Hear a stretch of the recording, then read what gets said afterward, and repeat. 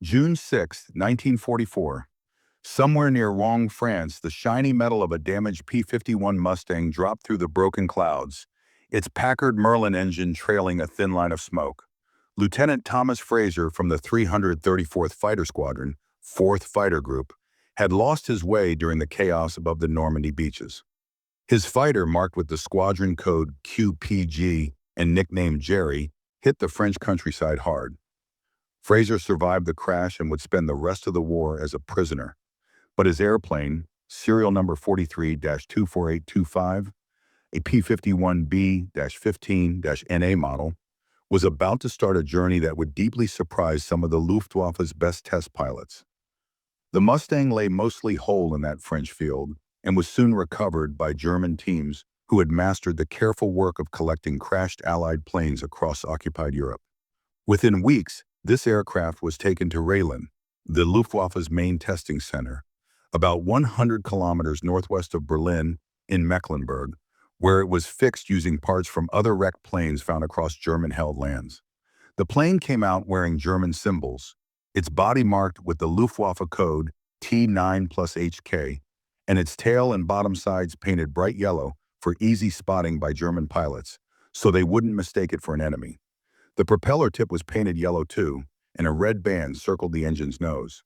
Following the Luftwaffe's usual system for captured aircraft, this Mustang was assigned to one of the Luftwaffe's most unusual and secret groups, the Wonder Zirkus Rosarius, where it forced German pilots to face the harsh truth about American skill, factory power, and their own failing tactics in the worsening air war over Europe. The story of how captured enemy planes became tools of discovery for the Luftwaffe doesn't begin with Fraser's crash on D-Day, but with the growing air war over Europe and the desperate search for clear, organized knowledge about Allied planes that went beyond messy combat reports. By the middle of 1943, the Luftwaffe was facing a serious problem that could destroy Germany's air defenses, even though its pilots were brave and skilled and new plane designs kept coming. American bombers were flying deeper into Germany every month, guarded by fighters whose real abilities were still unclear to German commanders who had to plan battles with only part of the truth. Reports from German pilots gave only bits and pieces about how enemy planes performed, and those stories often clashed with each other because air battles were fast, confusing, and full of chaos, not calm tests with steady conditions. Hauptmann Theodor Rosarius, a smart Luftwaffe officer, knew German fighter groups needed more than mixed-up reports and random stories to stop the Allied planes. They needed to see and fly captured enemy aircraft themselves, test them in safe, controlled settings, and study what they did well and where they were weak. This idea wasn't brand new since both sides in the war had tested captured planes before, but Rosarius planned to make it more organized and useful for real combat lessons. In 1943, following orders from General der Jagdflieger Adolf Galland, Rosarius created what became known as the Wander Zirkus Rosarius, officially called the Second Staff of the Versuchsverband Oberkommando der Luftwaffe, which meant the testing and research group of Germany's Air Command. This special team took in all fixable Allied planes found by German recovery crews across occupied Europe, from France and Italy to the Eastern Front. The group's job was more than just ground testing in safe hangars. Rosarius set up traveling shows where captured planes were flown to real Luftwaffe bases across Germany and other occupied lands, so frontline pilots could see them closely, study them, watch them fly, and sometimes even practice fake battles with them. This program solved a big weakness in German training that had become more serious as the war dragged on and more pilots were lost. German fighter pilots usually trained only against their own planes, learning to fight people who flew like Germans, in aircraft with similar speed and tactics built from the same ideas. This caused a dangerous blind spot when they met Allied pilots whose planes and fighting styles were completely different, had very different performance abilities, especially in how far they could fly, how well they worked at high altitudes, and how long they could keep their speed. Their pilots also used different fighting methods that took full advantage of these strengths. By 1944, the German recovery system for Allied aircraft had become highly organized, with special salvage teams working across occupied lands under groups called Bergbataillon, or salvage battalions. These crews worked fast and efficiently, locking down crash sites, checking the damage, and moving any planes that could still be repaired to main testing and repair centers before Allied forces could take them back. The way they worked showed Germany's usual military order and detail, even as supplies and manpower started to run out. Because so many Allied missions were flown every month by American and British air forces, it was almost guaranteed that some planes would fall into German hands just by chance. With thousands of flights, things like engine problems, battle damage, getting lost, running out of fuel, or bad weather often made pilots crash or land in German-held territory. Not every plane was destroyed or broken beyond repair. Some pilots, knowing they had no other choice, made careful crash landings that left their planes mostly whole, sometimes even with only small damage that could be fixed with spare parts and tools already available. Fraser's P-51 B-15NA was one of those recoverable planes. It had been hit during the intense D-Day air battles and had to make an emergency landing in land still under German control. German recovery crews reached the spot within hours and followed their usual step-by-step method for checking crash sites. They studied the Mustang closely, looked at how bad the damage was, and decided that even though it was hit in battle and damaged from landing, the body of the plane was solid enough to repair and fly again. The Mustang was then carefully lifted onto a special transport and sent to Recklin, where skilled German engineers and mechanics worked steadily to make it airworthy again.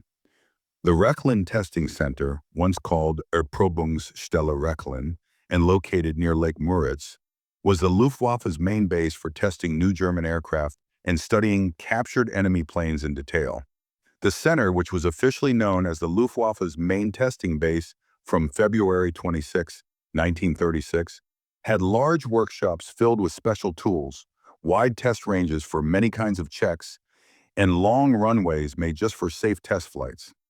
The workers at Recklin were very skilled at figuring out how Allied planes worked and fixing them even though they didn't have real manuals, blueprints, or proper factory-made parts. Fixing Fraser's Mustang took a lot of clever thinking and creativity, showing both German skill and the growing struggle to work with fewer supplies.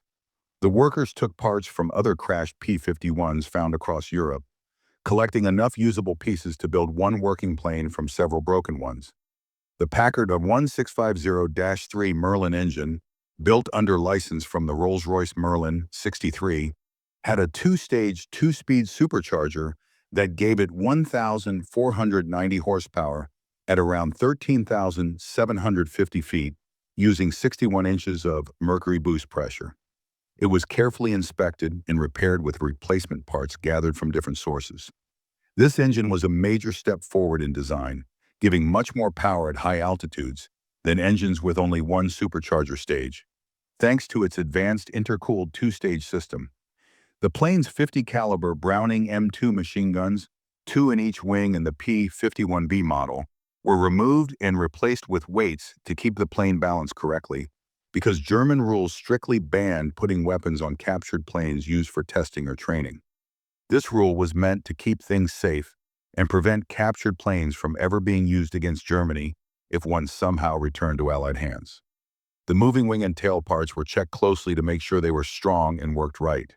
The hydraulic systems were tested for pressure and checked for leaks. The fuel tanks were inspected for cracks, damage, or weak spots that could cause dangerous leaks during flight. The razorback canopy that made the P-51B easy to recognize was kept and repaired, though German pilots later said the frame made it hard to see behind them compared to the newer bubble-style canopy on the P-51D version. After many weeks of careful, detailed work by the skilled German engineers who had to make do with what they had, the Mustang was finally declared ready for flight tests. German test pilots met these American planes with a mix of interest and doubt, partly because of years of Luftwaffe propaganda that had shaped how they viewed enemy technology. Official reports had always was long shown in Nazi reports as a rough, mass-made plane built for numbers, not quality, meant to be simple to produce instead of being finely crafted for great performance. Many German pilots believed what they were told, that American engineers cared more about making plenty of planes that were just good enough, rather than creating truly advanced designs like the best German aircraft. Those easy beliefs started breaking fast the moment the German test pilots sat inside the Mustang's cockpit and saw for themselves what American designers had built with skill, planning, and deep attention to real battle needs. The inside of the P-51B's cockpit quickly amazed pilots used to the tight space of the Messerschmitt Bally F-109 or even the somewhat roomier Focke-Wulf FW-190. The Mustang's controls were laid out smartly, with switches and levers placed where the pilot could easily reach them, making it simpler to focus on flying and fighting instead of fighting with the machine. The gauges were big, clear, and grouped by type, showing that American engineers had thought carefully about helping pilots work better under stress. The seat itself was also more comfortable than in German fighters, which mattered a lot on long missions when tiredness could slow reactions or cloud judgment. Even though the P-51B still had its older razorback canopy with frames that blocked part of the view, pilots could still see more around them than in the B-1 F-109, whose thick metal frames and poor rear vision often left them open to surprise attacks from behind. But the biggest shock came when the test pilots pushed the throttle forward and felt the Packard VI 16503 Merlin engine roar smoothly to life. The power came on strong and steady as the Mustang picked up speed on Recklin's runway, the four-bladed Hamilton standard propeller cutting through the air with force and balance. The plane lifted off faster than expected for something its size and weight, clear proof of the engine's great strength, and the Mustang's sleek design that reduced air drag at every speed. Once in the sky, the Mustang showed flying behavior that completely changed what German pilots believed about how American planes were built and how advanced their engineers really were. The Mustang's flight controls felt perfectly balanced, with the ailerons, elevators, and rudder working together smoothly at all speeds, from slow landing approaches to top speed. The control pressure increased naturally as speed went up, giving steady feedback without ever feeling too heavy, and it lightened evenly at slower speeds without turning jumpy or too sensitive. The Mustang reacted sharply and predictably to every movement, without the nervous or unstable feel that troubled some fighters. Its roll rate was far better than the BF-109 and nearly matched the excellent rolling ability of the FW-190, letting pilots change direction fast, something vital in dogfights for both attack and defense.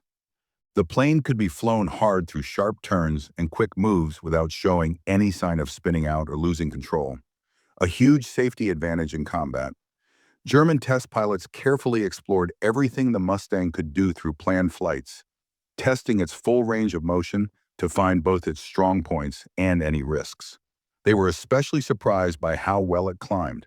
The P-51B could shoot upward with great power, reaching more than 30,000 feet, while its two-stage supercharged Merlin engine still produced strong thrust. At those heights, German planes with single-stage superchargers lost much of their strength as the thin air choked their engines. This high-altitude power deeply worried German pilots and planners because American bombers usually flew between 25,000 and 30,000 feet, where air was thin and cold but their guns could still protect them. German fighters had to slow down to aim, but the Mustang could stay fast, fight easily, and still climb higher if needed. Their planes struggled to reach those heights, gasping for air, while the Mustang's advanced Merlin kept running smoothly and strong. This was a sobering discovery. The Mustang wasn't just able to fly with the bombers, it could fight powerfully at their height, keeping its speed and agility while German interceptors slowed down and became harder to control as their engines weakened in the thin sky. Later, during speed trials done under careful test conditions, because the tests at different heights proved that the Mustang was clearly better in this key area of performance. The P-51B could reach about 440 miles per hour at its best height, using only normal military power. That was much faster than the Messerschmitt Bf-109G, which could go around 386 miles per hour, and the Focke-Wulf FW-190A, which reached only about 408 miles per hour under the same test conditions. This big speed difference was a huge advantage in real battles because it let Mustang pilots control the fight. They could decide when to attack or when to pull away, always fighting on their own terms. If an American pilot saw a good chance, he could chase and catch German planes, but if things turned bad, He could simply speed up and leave, since German fighters were too slow to follow or force him to stay. German pilots soon realized they couldn't make a Mustang fight if its pilot didn't want to, which took away a lot of their tactical freedom. The P-51's wing design, based on NACA's laminar flow airfoil, gave the plane its smooth look and amazing aerodynamic efficiency. German engineers noted that perfect laminar flow was hard to get in real flying conditions because of small build flaws, rivets, paint, and wear. But even then, the Mustang's wings produced strong lift with very little drag. This helped it fly farther on less fuel and made it one of the most efficient fighters in the sky. The wing worked well at all speeds, from slow landings to high-speed combat turns, always staying stable and easy to control, which reduced pilot stress and made the plane even more effective in battle. The Mustang also proved much better in dives. It could drop fast without the stiff or heavy controls that made many fighters hard to handle when near their top speeds. Pilots could pull out of steep dives smoothly without needing great strength or fighting frozen controls, and the plane stayed steady without shaking, fluttering, or breaking apart. German test pilots paid close attention to this and were deeply worried by what it meant, because diving attacks were a main German battle tactic for hitting bomber groups and their escorts, using height to gain speed and power before pulling back up.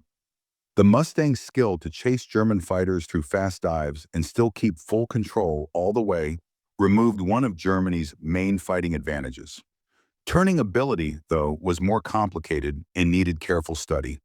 The Mustang couldn't quite match the steady turning rate of the BAF-109 in level flight at mid-speeds, since the BNF-109 had front-edge slats that popped out automatically during tight turns, delaying wing stall. In long, slow turns at middle heights, the smaller and lighter BAF-109 held a clear edge in how tight and fast it could turn. But German pilots found in tests and practice fights that the Mustang's much better speed and climb rate let smart pilots skip slow-turning fights completely and instead use energy tactics. The Mustang was great at trading speed for height and height for speed smoothly, and letting pilots keep their energy during combat. This let Mustang pilots choose when to fight and when to break away, forcing battles on their own terms instead of the enemy's.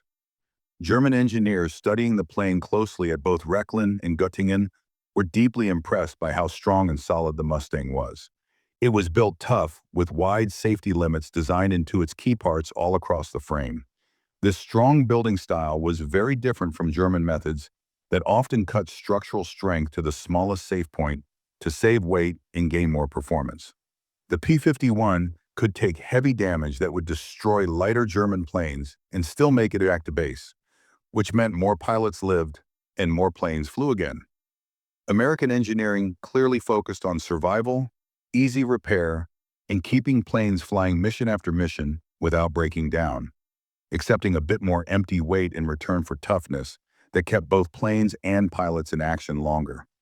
The Mustang's range shocked German pilots, who were used to their fighters running out of fuel fast, usually lasting less than an hour and a half, even counting combat. The P-51B carried far more fuel inside than either the BF-109 or FW-190. And thanks to its smooth, low-drag wing design, that fuel turned into an amazing flying distance that seemed almost unbelievable. With extra fuel tanks hung under its wings, the Mustang could fly for more than 8 hours straight, reaching distances German pilots thought impossible, since their planes could barely go 200 miles under the best conditions. This massive range edge completely changed how bomber escort missions worked and became a turning point in the air war.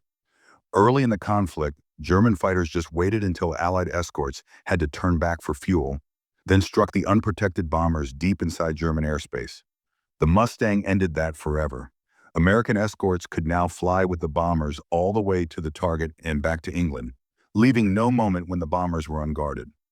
The meaning of this was huge and frightening for German commanders who realized their pilots now had to fight through powerful escorts just to reach the bombers, facing far greater danger on every mission. German pilots who flew captured Mustangs in both tests and mock fights said they were amazed by how smooth and balanced the controls felt. The plane didn't need a lot of muscle to handle, nor was it so light that it felt jumpy. It struck the perfect middle ground that let pilots fly fast and hard. With confidence, this forgiving nature meant even average pilots could fly well in most situations, while skilled ones could do incredible things with it. German ground crews were also surprised by how easy the Mustang was to work on compared to their own fighters, which were often a nightmare to fix in the field. The Mustang's engine panels opened in several large sections, giving great access to the Merlin engine and all its fuel, hydraulic and electrical systems for quick, simple maintenance even under rough conditions. Panels across the whole airframe could be taken off quickly so mechanics could reach inside for checks, adjustments, or repairs. The entire design clearly showed how Americans focused on fast maintenance and keeping planes ready to fly as much as possible. They understood that planes sitting on the ground waiting for repairs did nothing to help win battles, no matter how great their performance looked on paper. The Wonders Rosarius unit took the captured and repaired Mustang, marked T9 plus HK, on a long tour of active Luftwaffe fighter bases across Germany in late 1944, stopping at many airfields where frontline units were stationed. At every base, the team set up temporary displays and training events, showing German pilots exactly what Allied planes could do in the air and teaching them how to fight against them, finding both their strengths and their few weaknesses.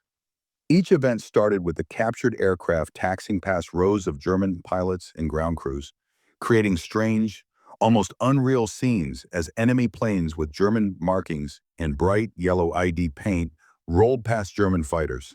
Seeing these captured planes so close had a strong emotional effect, making the enemy feel real instead of distant or imagined. Then came the flying part, where skilled German test pilots flew the captured planes through planned stunts and combat-style maneuvers to show their true performance in a way that reports or talks could never match. During the Mustang's demos, pilots would make fast, low-level passes to show off its incredible speed over German types. They'd climb high into the sky, past 30,000 feet, proving its great climb and altitude power from the two-stage supercharged engine. They'd roll sharply left and right to show its quick response and impressive roll rate. In mock dogfights against German fighters, the Mustang's strengths in the few areas where German planes still had some edge became clear. When the flight shows ended, German pilots and mechanics gathered around the plane on the ground, looking over it closely, checking the cockpit, reading the gauges, and asking questions about how it handled and performed in real combat. Detailed questions from the test pilots who had flown the captured plane many times. These hands-on training sessions were incredibly useful because they helped remove myths about enemy aircraft and gave German pilots a real physical understanding of what they were up against in battle. The most important part of these base visits was the mock combat training, where captured Allied fighters went up against German planes in carefully controlled, simulated fights while everyone watched closely. Some of the best and most experienced German pilots were chosen to fly their own aircraft against these captured planes, letting them feel exactly how Allied fighters handled during real dogfights and learn which tactics worked or failed against specific Allied models. One of these big demonstrations happened at an airfield where JG-1 was based in late 1944, during a time when Allied bombing was increasing and German losses were growing heavier.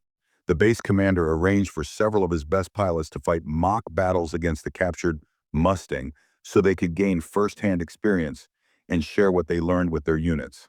The German test pilot flying the P-51 showed the tactics that American pilots usually used in combat, taking full advantage of the Mustang's superior speed and climbing power to keep energy high while avoiding slow turns where the Mustang didn't perform as well. German pilots flying Messerschmitt Bf-109Gs and Focke-Wulf FW-190s tried to attack using the same Luftwaffe tactics that had worked well against older Allied planes. But they quickly saw how hard it was to catch or defeat a Mustang flown by someone who understood how to manage energy and use its performance strengths properly. When they chased too hard, the Mustang would simply speed away, leaving them behind. When they climbed to try and attack from above, the P-51 would climb even faster, reaching a better height first and turning the fight around.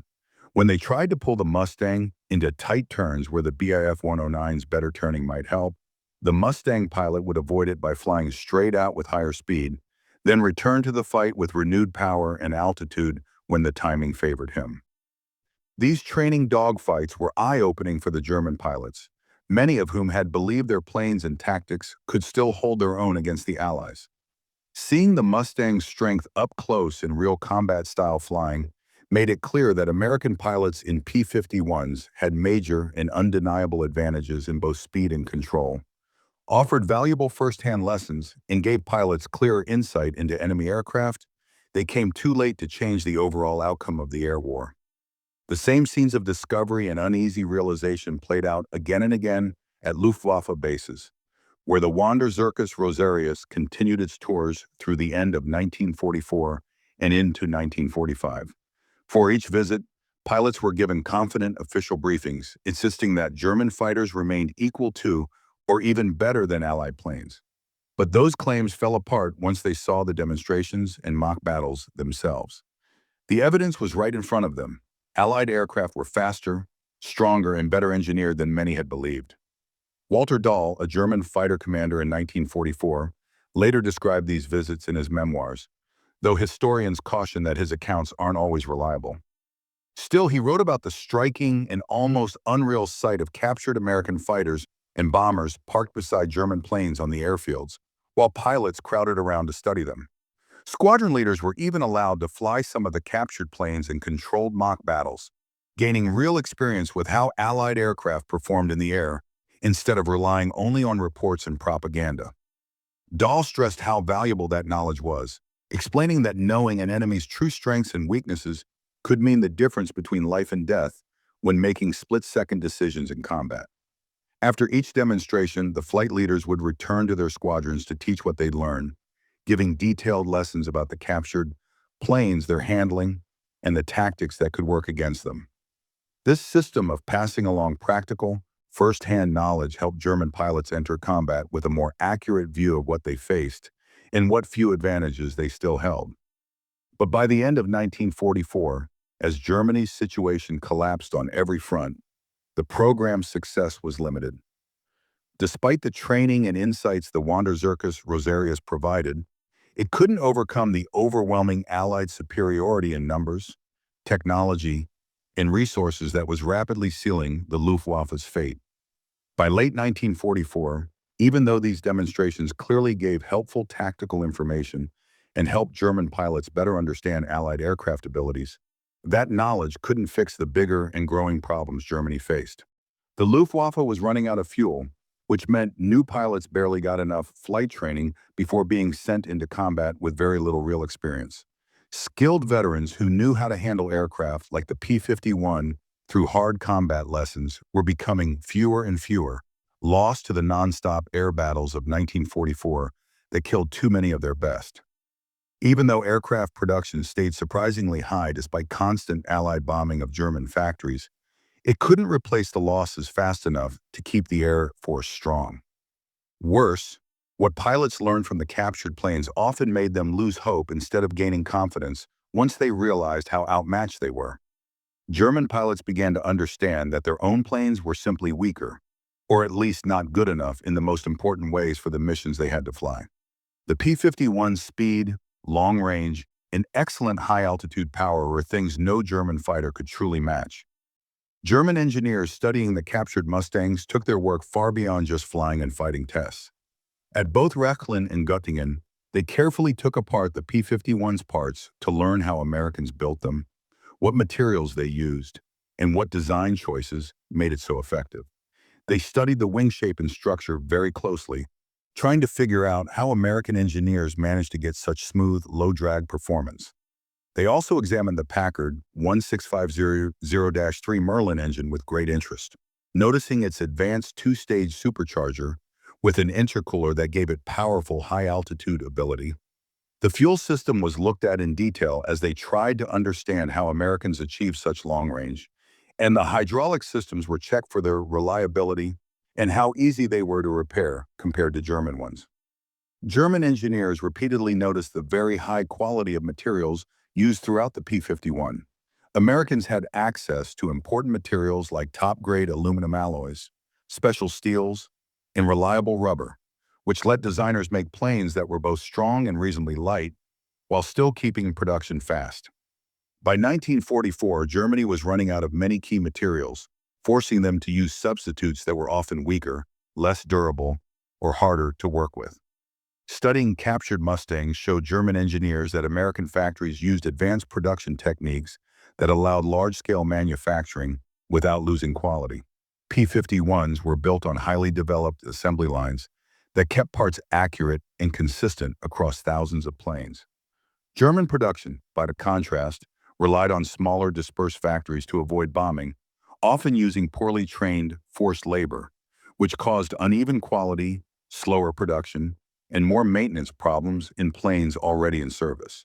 The captured Mustang Mark T9 plus HK served with the Wander Zirkus Rosarius until December 10, 1944, when both the plane and its pilot, Oberleutnant Leopchens, were lost.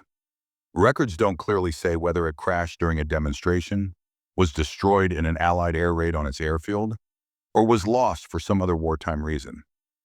By then, in its second life, the aircraft had traveled widely across Germany, visiting many Luftwaffe bases and giving hundreds of German pilots direct, hands-on experience with American aircraft.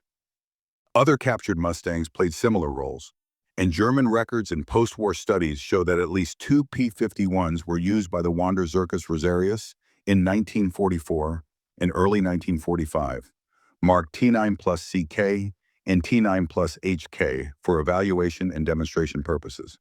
Historical sources sometimes incorrectly list T9 plus FK and T9 plus PK as additional P-51s operated by the unit. But careful research shows that T9 plus FK was actually a captured P-47D Thunderbolt, not a Mustang, while T9 plus PK was a captured Soviet Lavochkin La-5FN fighter.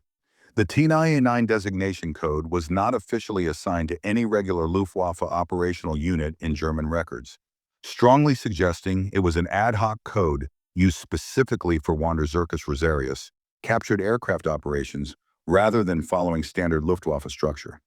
Records indicate that one captured P-51B was used at Neuruppin Airfield, roughly 60 kilometers northwest of Berlin, to train Hungarian fighter pilots on how to use their Focke-Wulf FW-1900s effectively against American Mustangs. This transfer of tactical knowledge to Germany's allies showed that the Mustang was recognized as a significant and growing threat that required special counter-tactics, which had to be shared widely. The training focused on spotting and using the few areas where German and Hungarian fighters still had advantages, such as better sustained turns at lower speeds and altitudes, while carefully avoiding situations where the Mustang's overwhelming strengths in speed, climb, and high-altitude performance could dominate. The wider impact of German pilots actually flying and understanding superior American fighters went beyond just immediate tactics. The Mustang was clear, undeniable proof that American industrial and engineering skills equaled or exceeded German capabilities in key areas, contradicting years of propaganda claiming American technical inferiority. This hard truth challenged long-held beliefs about national capability and contributed to falling morale among German pilots, who increasingly realized they faced a growing disadvantage that skill, bravery, or clever tactics alone could not overcome. The Mustang's long-range ability especially worried German commanders because they recognized the decisive strategic impact. The bomber campaign over Germany, which had seemed controllable when Allied escorts had limited range and had to turn back before reaching deep targets, became essentially unstoppable once Mustangs could provide continuous escort coverage. Continuous escort coverage extended throughout entire missions. German fighters could no longer wait for escorts to run out of fuel and turn back before attacking bombers. Every bombing mission now had fighter escorts for the full duration, sharply increasing the risk German pilots faced when trying to intercept and forcing them to fight through screens of superior Allied aircraft to reach the bombers. Production numbers told a harsh story about the difference in industrial capacity. By late 1944, American factories were producing roughly 500 P-51s each month, and this number rose even higher, reaching 881 aircraft per month by January 1945 at peak production. This output was more than double the combined production of all German single-engine fighter types, including Bf-109s, FW-190 and newer models. Furthermore, these Mustangs had reliable engines built to consistent quality standards, precise instruments, and radio equipment that actually worked reliably, unlike the often unreliable and poorly built systems in late-war German fighters. American pilots flew planes that had been properly maintained by skilled ground crews with enough spare parts, proper tools, and accurate technical manuals. German forces, in contrast, struggled with severe maintenance problems caused by parts shortages, substitute materials, undertrained or forced labor, and widely dispersed maintenance facilities.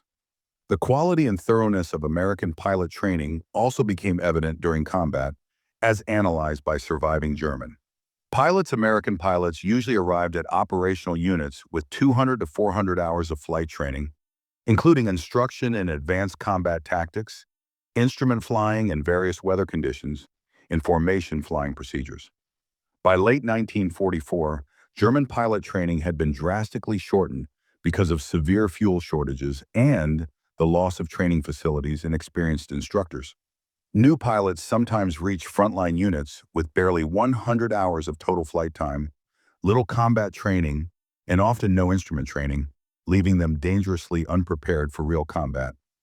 These undertrained pilots faced veteran American pilots flying objectively superior aircraft, a combination that produced grimly predictable outcomes reflected in German loss statistics.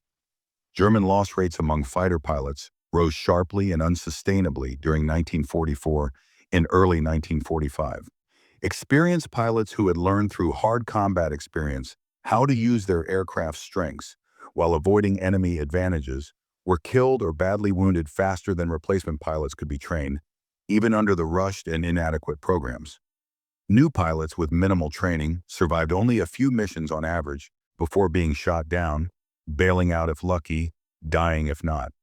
The Luftwaffe was losing its most valuable and irreplaceable resource: skilled, experienced pilots with the knowledge and judgment needed to survive and fight effectively at rates that could not be sustained. The Wander Zirkus Rosarius demonstrations showed these harsh realities directly to German pilots before they faced them in real combat, where stakes were life and death. While this preparation theoretically improved their survival chances by giving realistic understanding of what they would face, it also made painfully clear the worsening situation German forces faced across all parts of the air war.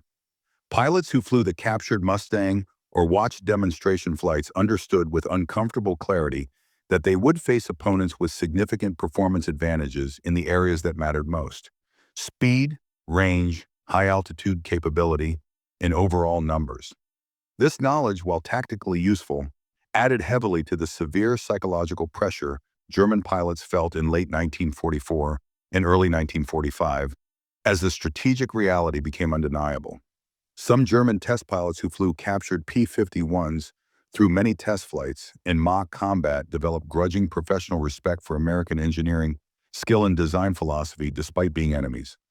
They saw through direct experience that the Mustang was a coherent, well-integrated design, intelligently prioritizing the traits most valuable for its strategic mission of long-range bomber escort. The aircraft deliberately sacrificed features like sustained turn performance that might have been optimized for pure dogfighting in favor of speed, extraordinary range, and high-altitude performance that let it escort bombers deep into Germany and fight effectively throughout the mission.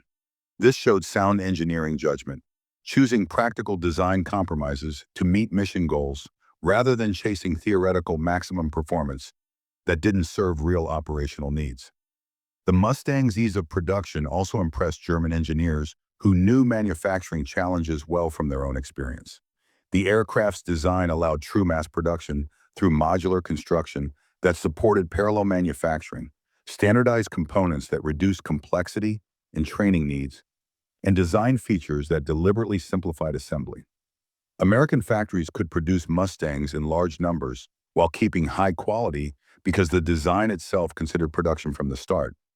Unlike American designs, German aircraft often prioritized maximum performance over manufacturability, creating planes that were difficult and time-consuming to build even under ideal conditions, much less in late-war Germany's worsening situation.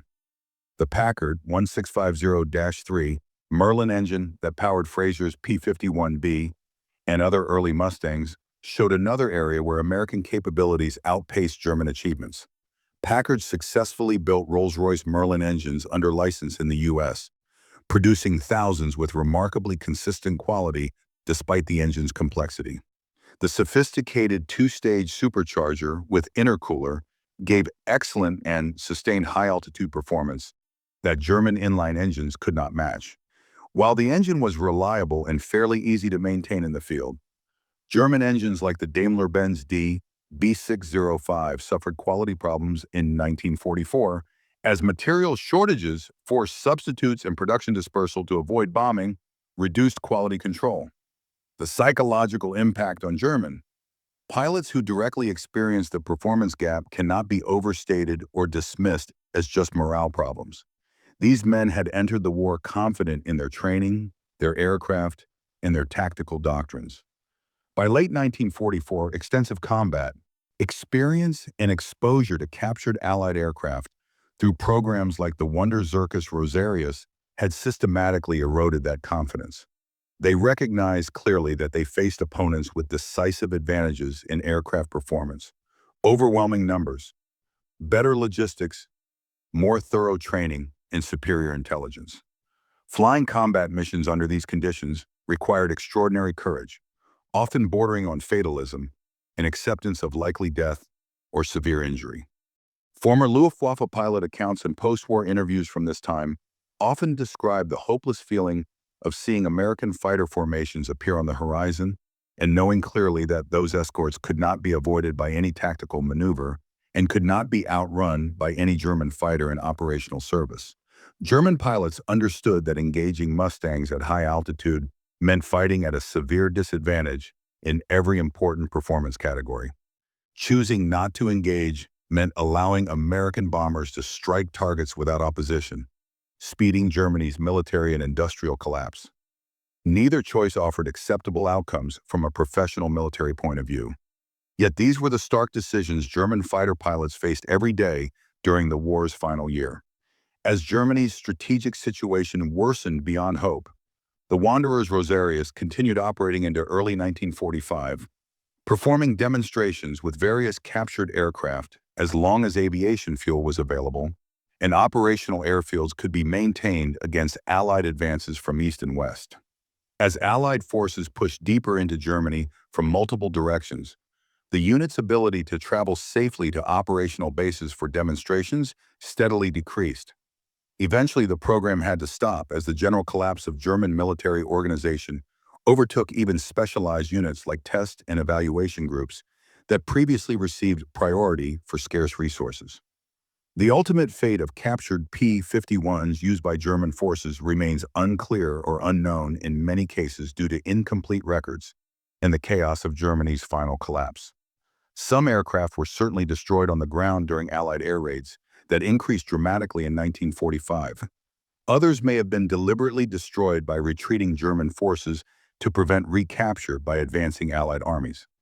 A few may have survived until the war ended and were later recovered by Allied forces, though detailed records of these recoveries are limited or lost.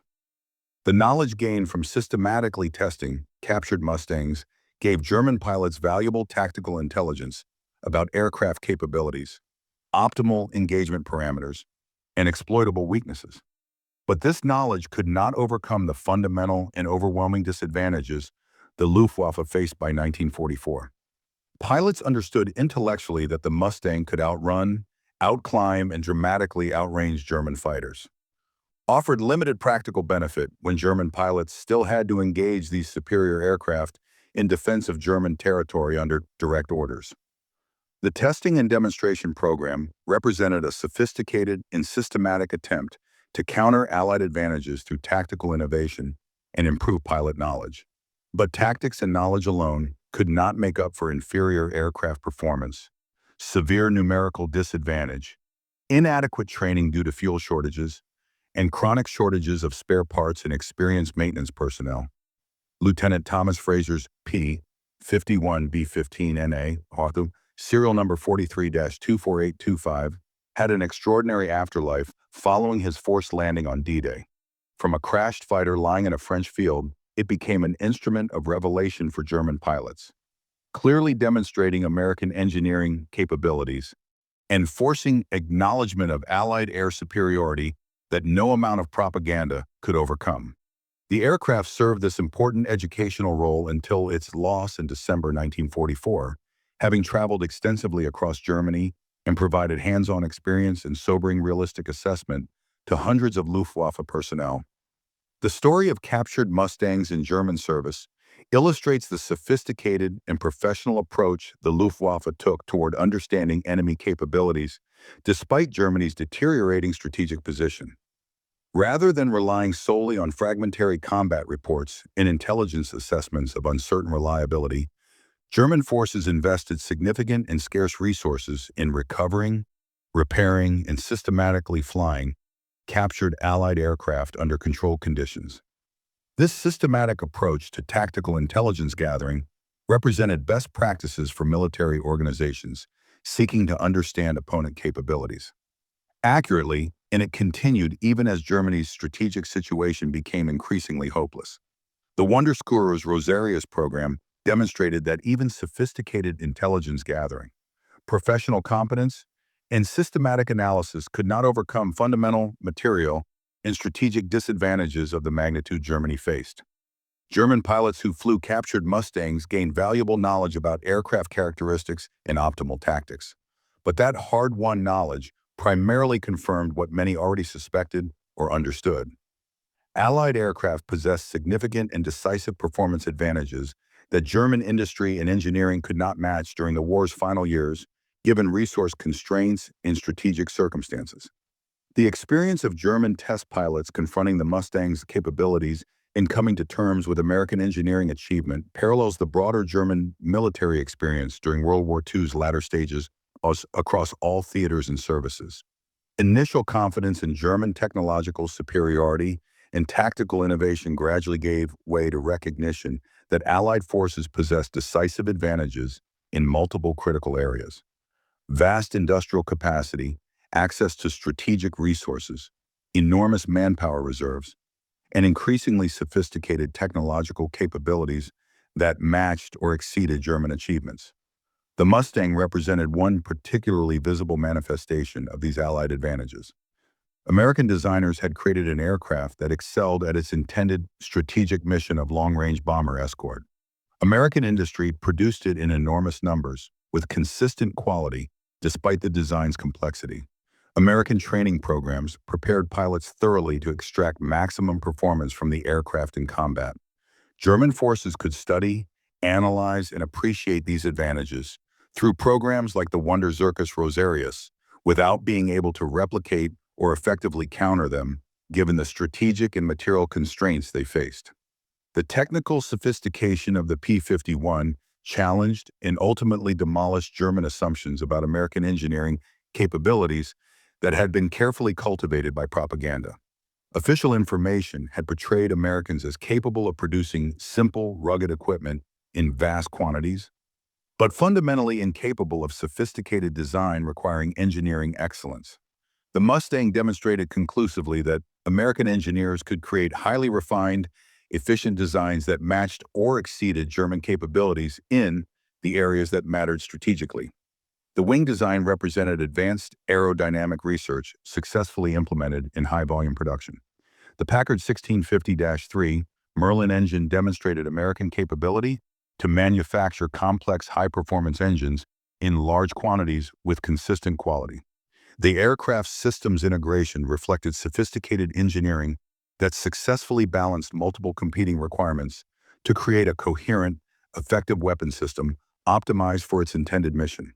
German pilots who flew the Mustang extensively could not honestly dismiss American engineering as crude or unsophisticated based on propaganda.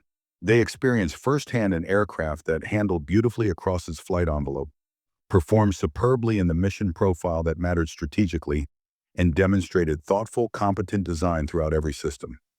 This direct experience forced acknowledgement that American technical capabilities exceeded German preconceptions significantly, with implications extending well beyond aircraft design to broader questions about relative national capabilities in industrial production, technical education, and engineering sophistication. The strategic air campaign over Germany succeeded in large part specifically because of the P-51 Mustang's unique combination of capabilities that other aircraft could not match. Long-range bomber escort deep into Germany remained operationally infeasible until the Mustang arrived in substantial quantities during early 1944 and began flying operational missions. Previous Allied escort fighters like the Republic P-47, Thunderbolt, and Lockheed P-38, Lightning, despite their considerable capabilities in other areas, possessed insufficient range to accompany heavy bombers throughout complete missions to targets deep inside Germany and back to bases in England. This critical limitation allowed German fighters to simply wait until escorts reached their fuel limits and turn back toward their bases before attacking bomber formations during the most dangerous portions of their missions. The result was unsustainable bomber losses that forced suspension of deep penetration raids. The Mustang fundamentally transformed bomber escort operations by providing continuous effective fighter coverage throughout entire missions regardless of target distance. German fighters could no longer find extended periods when bombers flew without protective escorts. This operational reality forced German pilots to engage American fighters directly rather than simply attacking bombers, dramatically increasing the risk German pilots faced on every interception mission.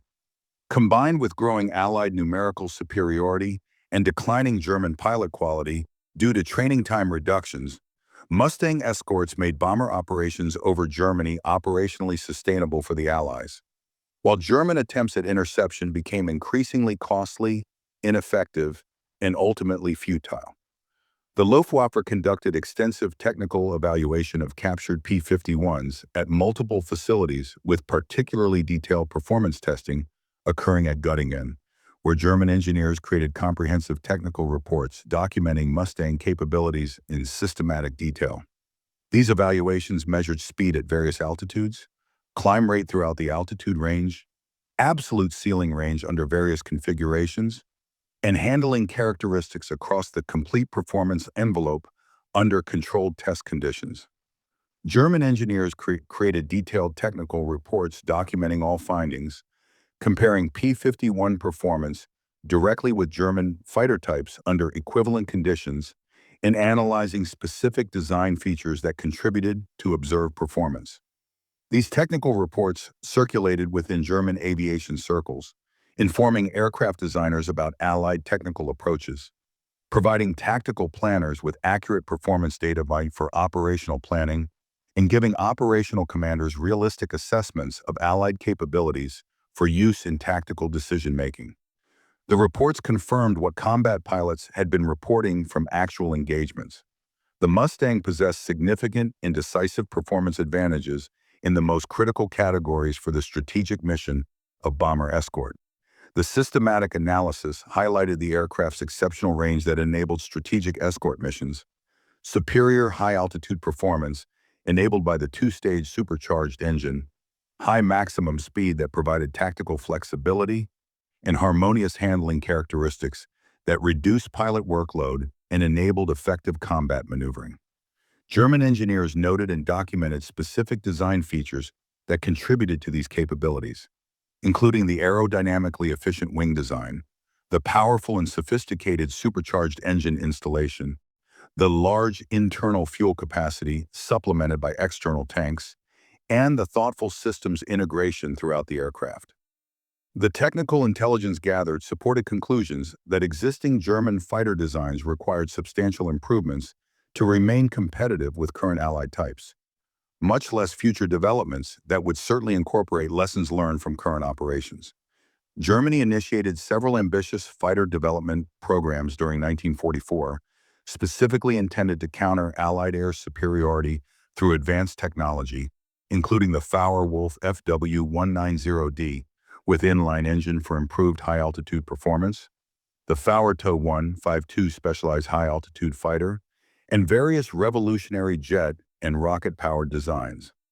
These programs reflected clear recognition among German designers and military leaders that existing German fighters like the Bf-109, G, and FW-190 could not effectively counter advanced Allied aircraft like the P-51 Mustang, given the performance gaps in critical areas. However, severe material shortages, production delays caused by Allied bombing and resource constraints, and the rapidly deteriorating overall war situation prevented these advanced designs from entering operational service in numbers sufficient to influence strategic outcomes or reverse Allied air superiority. The jet-powered Messerschmitt Me-262 represented Germany's most successful attempt to leapfrog Allied piston-engine fighter performance through revolutionary turbojet technology. The Me-262 possessed substantial speed and firepower advantages that made it extremely deadly against Allied bombers when flown by skilled pilots who understood how to exploit its capabilities. However, the type suffered from chronic engine reliability problems that limited operational availability, required extensive concrete runways that were vulnerable to Allied attack, consumed vast quantities of increasingly scarce aviation fuel, and arrived too late in far too small numbers to alter strategic outcomes or seriously threaten Allied air supremacy. Even the Me-262's impressive technological advantages proved strategically insufficient to overcome overwhelming Allied numerical superiority and the Luftwaffe's collapsing infrastructure, fuel supplies, and pilot training programs.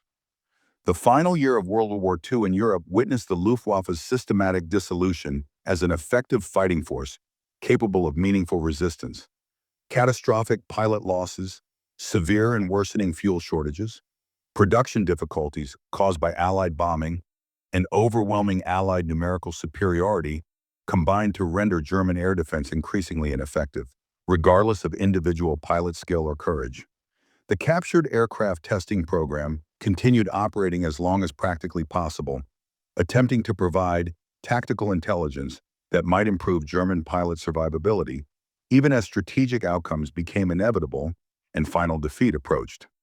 German pilots who had flown captured Mustangs extensively and understood Allied aircraft capabilities faced the war's end with complex and mixed emotions.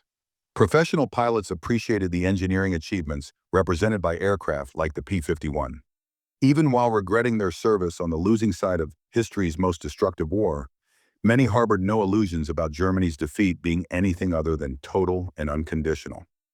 Having witnessed firsthand the overwhelming material advantages Allied forces possessed in every dimension of military power, the captured Mustang testing program represents a fascinating and instructive chapter in World War II aviation history, illustrating how professional military organizations attempt to understand and counter opponent advantages through systematic intelligence gathering, even under desperate circumstances.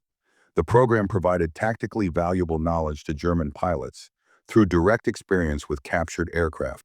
But this knowledge ultimately could not overcome the fundamental imbalances in industrial capacity, resource availability, technological capabilities, and trained personnel that characterized the air war during 1944 and 1945. German forces fought with remarkable courage, impressive tactical skill, and professional competence, but faced opponents with superior resources, better equipment, more thorough training, and an advantageous strategic position that proved decisive. The admission by German test pilots that they had never encountered handling characteristics like those demonstrated by the Mustang represented professional acknowledgement of American engineering achievement and realistic recognition of the significant performance gaps German pilots faced in combat operations. This acknowledgement, forced by direct experience rather than propaganda or second-hand intelligence reports, illustrated how confronting uncomfortable realities sometimes requires direct personal experience that cannot be dismissed or explained away through wishful thinking or ideological assumptions. The legacy of the Wander Zirkus Rosarius and similar programs extends beyond their immediate tactical impact to demonstrate the value of systematic intelligence gathering, professional competence in technical evaluation, and honest assessment of enemy capabilities even under the most difficult strategic circumstances. Is